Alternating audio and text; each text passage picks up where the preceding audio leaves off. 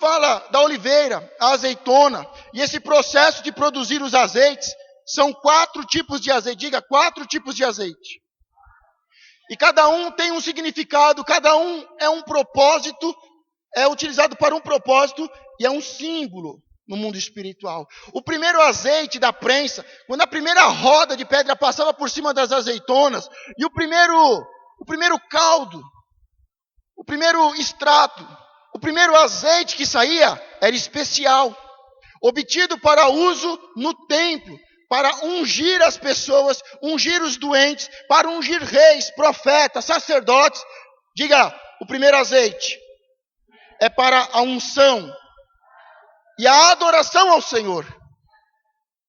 Mas a prensa continua, e quando se passa pela segunda vez, ou a segunda roda de pedra sobre as azeitonas, diga, sai o segundo azeite.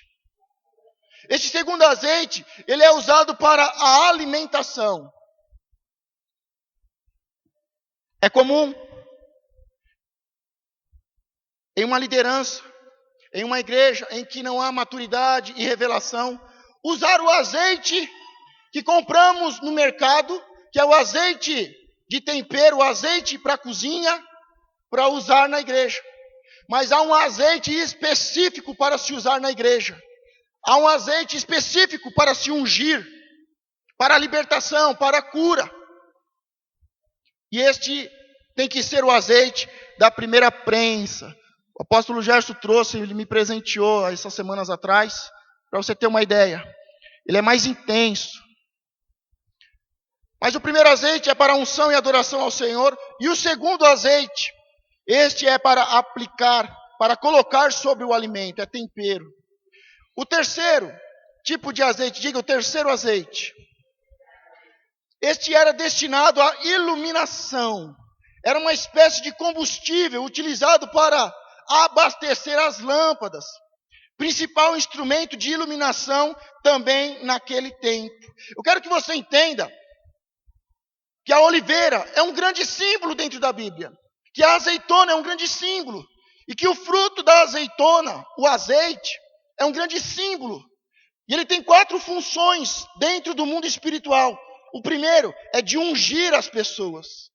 O segundo é para a alimentação. E a palavra diz que nós devemos comer a palavra. E ela deve ser uma palavra, não uma palavra morta, humana. Uma palavra, uma letra que mata. Mas ela tem que ser a palavra que é espírito e que é vida. E tem unção, tem azeite. O terceiro, que é para ser lâmpada. Esse combustível também era usado dentro do templo para iluminar. O candelabro, mais para frente, daqui a algumas semanas nós vamos falar sobre o candelabro, que é um símbolo da igreja.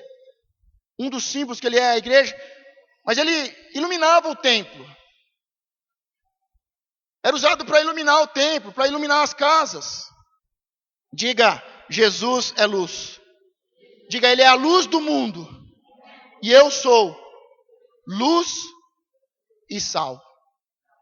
Eu tenho que iluminar o caminho, eu tenho que ser luz, um exemplo, um modelo, e eu tenho que ser um tempero para conservar. E o quarto e último, diga o quarto azeite.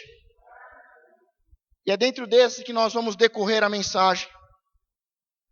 O quarto azeite, misturado ao farelo da azeitona, uma massa de resíduo final da prensagem, que era utilizado para fabricar sabão. Diga, sabão. Então depois que passava-se a primeira prensa, a segunda, a terceira, a quarta prensa, na quarta prensa saía ainda um pouquinho de azeite. E esse azeite misturado com as azeitonas se fazia uma pasta. E esta pasta era para o sabão. Diga, sabão. Em Malaquias 3:2, gostaria que você agora abrisse o texto nessa passagem, porque ela traz a divisória do que estamos fazendo até aqui. Falamos sobre o pecado,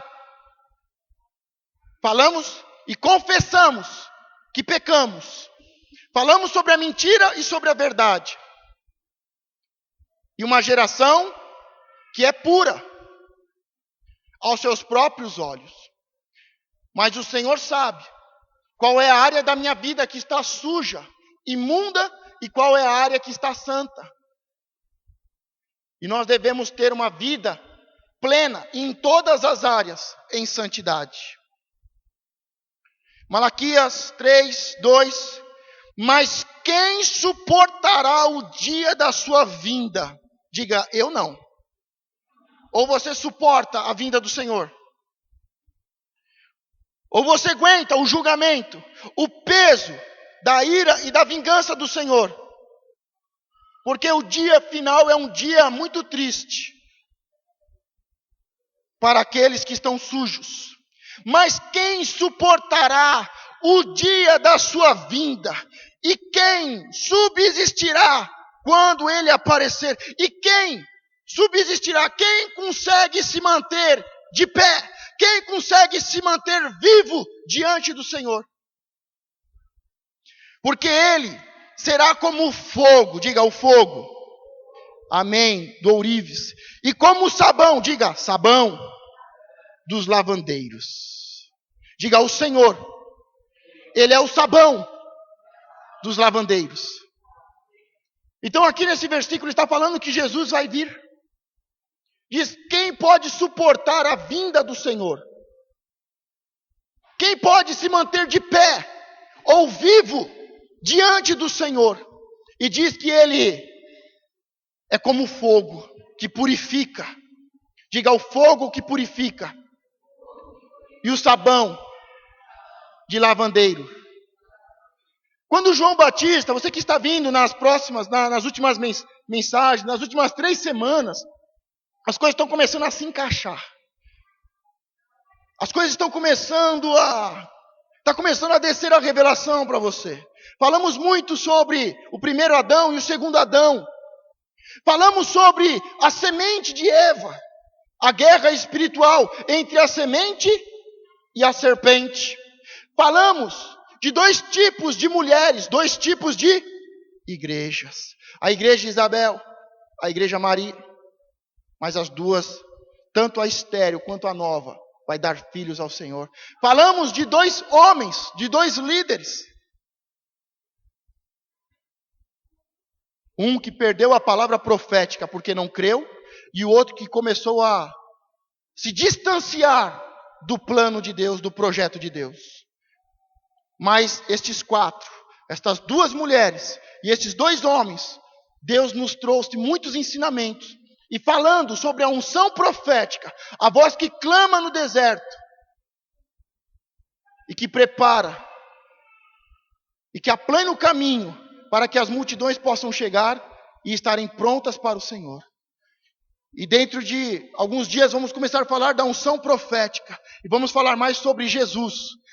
Estamos falando sobre João Batista, e vamos falar sobre Jesus. A unção profética e a unção apostólica. E João Batista lavava com água para purificar, limpar, e as pessoas possam entrar pelo caminho da verdade e chegar ao Pai. Mas ele diz que viria alguém que seria muito mais forte, muito mais poderoso do que ele não era digno nem de desatar as suas sandálias, e que ele viria com o batismo do fogo. Diga fogo. E nós vamos ver mais para frente sobre Jesus e este poder que está acima, esta autoridade que nos foi dada, que está acima. Diga unção profética e unção apostólica.